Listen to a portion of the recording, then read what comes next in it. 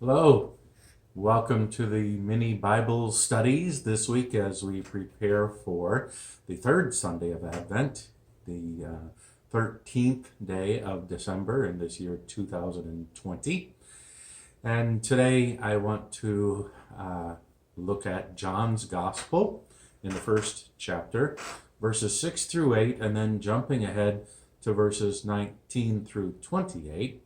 So let me read for you the introduction and then the gospel reading itself, and then share some reflections that I've gathered for this week.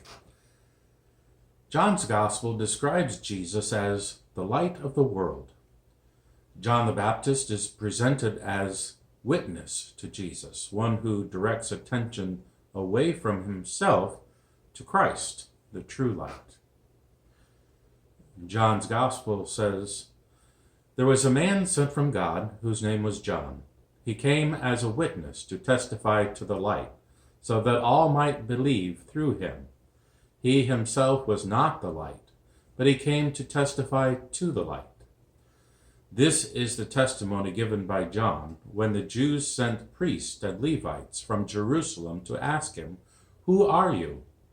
He confessed and did not deny, but confessed, 'I am not the Messiah.' And they asked him, 'What then? Are you Elijah?' He said, 'I am not.' 'Are you the prophet?' He answered, 'No.' Then they said to him, 'Who are you? Let us have an answer for those who sent us. What do you say about yourself?' He said, 'I am the voice of one crying out in the wilderness, "Make straight the way of the Lord," as the prophet Isaiah said.'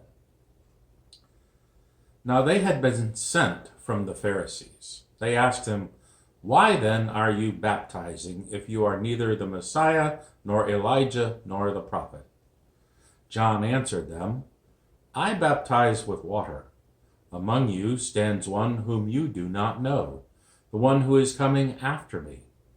I am not worthy to untie the thong of his sandal.'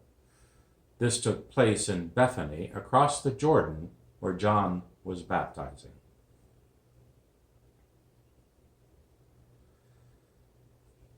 The John of this gospel, according to John, is never called John the Baptist.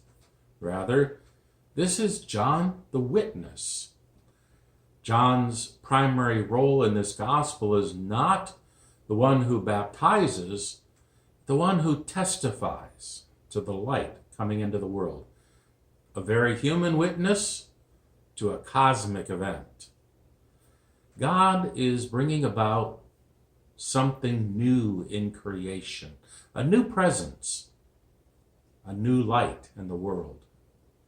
And God utilizes a human to point to this presence, this otherwise we who are skeptical might not see the presence, the new light, the new creation.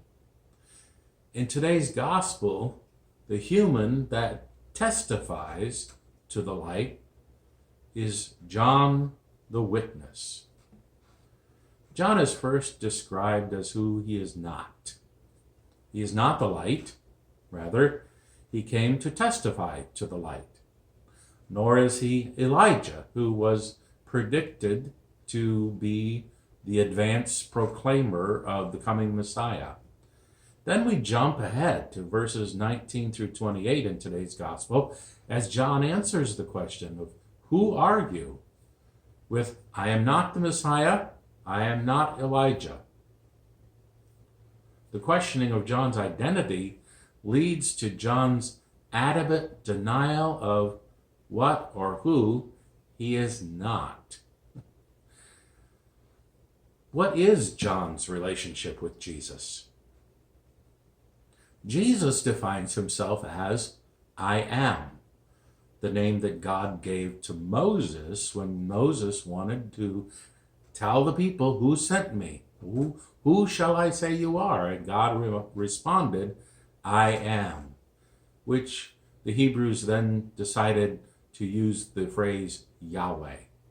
So Jesus defines himself here as Yahweh, Well, not here in this reading, but here in John's gospel. I am. John the witness is clear to say, I am not. John is not the Messiah, not Elijah, not a prophet. He is not the light that shines in the darkness.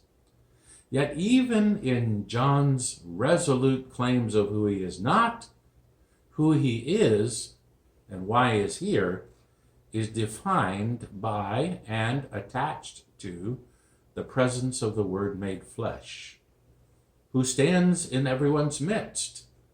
The gospel says, among you stands one whom you do not know. Verse 26. John's purest identity is to be the witness to Jesus' identity. There is a somewhat famous quote that is attributed to William Barclay. And William Barclay is a noted theologian and a biblical commentator. He has books and books and books about the Bible. And Barclay wrote this: there are two great days in a person's life, the day we are born and the day we discover why. In today's gospel reading, John the witness reveals to us why he was born. He says, I am the voice of one crying in the wilderness, make straight the way of the Lord. Verse 23. Today's gospel also reveals the mission of John the witness. He says, there was a man sent from God whose name was John. He came as a witness to testify to the light, so that all might believe through him. He himself was not the light. He came to testify to the light.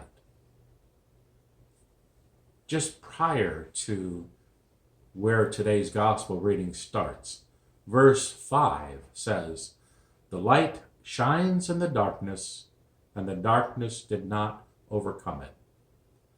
In John's gospel, sin is not about our moral carelessness or even the various wrongdoings we have committed. And we could count up on a daily basis what we did wrong today. Sin is unbelief, which has as its tragic consequence a separation from God. That is the definition of darkness in this gospel today. What difference does it make to imagine that the first testimony of God becoming is light? Light in the darkness. One commentator points out that for us, light is taken for granted. Well, at least until we flip that switch and nothing happens. In biblical times, light was only possible through the use of precious oil and lamps. People often worked from sunrise to sunset so that they had the light. And then most of the time when it got dark, they just went to bed because they needed to preserve that precious oil for their lamps until such a time that it became necessary to use it. It was not cheap. In the dead of winter, in the midst of darkness, during the shortest days of the year, festivals of light became essential. So as we consider the importance of light, especially to drive away the darkness, I want us to keep in mind that first thing that God said when darkness covered the face of the deep, Genesis 1 verse 2, was, let there be light. Genesis 1 verse 3. The Gospel of John's first declaration of the incarnation, that the light of the world is continually shining when darkness appears to prevail, speaks to this fundamental need that humans have for light. Honestly, even before there was the Word made flesh, there was the promise that in the midst of all of the darkness of humanity, now light will shine.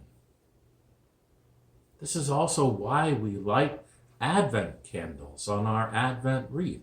Our family even has Advent candles that we light at home.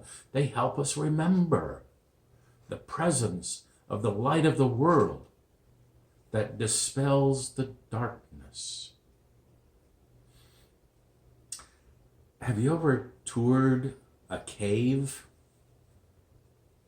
Candy and Noah and I did that once, quite a few years ago, really. And I believe it was in Tennessee, but my memory gets short. At a strategic point in the tour, the guide cautioned us to remain absolutely still because they were going to turn off the lights for a minute. Longest minute I can ever remember. And if you have ever experienced that, then you know that the absence of light means that you see nothing. Not even your own hand held up in front of your face, as the saying goes. And it does not matter how long you experience the absence of light. Your eyes will never adjust to that kind of darkness. It's not physically possible. Bear that in mind as you hear this testimony of John the witness, that he testifies and tells us he came to bear witness to the light, Jesus, who reveals God to us. Verse 7 says, John came as a witness to testify to the light so that all might believe through him. John the witness discovered why he was born, and he lived into that calling from God. Can we make similar claims about our purpose in life? Can we respond to the question, who are you, with the same unification with God and all that God wants us to be? Can we locate our identity as intimately with Jesus as John the Witness did? Can we name our calling, our purpose within the mission of God's kingdom? In this time of anticipation that we call Advent, perhaps we can imagine that our welcome for the world made flesh, the Word made flesh, might be where and how we can shine the light of God's presence into the shadows of human brokenness, bringing good news to the oppressed, binding up the brokenhearted, proclaiming liberty to the captives, and releasing those imprisoned to freedom from whatever binds them. Maybe for us, preparing the way of the Lord means simply adjusting our eyes to see light when there seems to be none. God calls us to be witnesses, like John, who point to Jesus and say, "Look," so that all might know God's unconditional love and peace. Thank you again for joining me this week as we do these little mini Bible studies in preparation for December the 13th, the third Sunday of the Advent season. I hope you have a great day. Take care. God bless.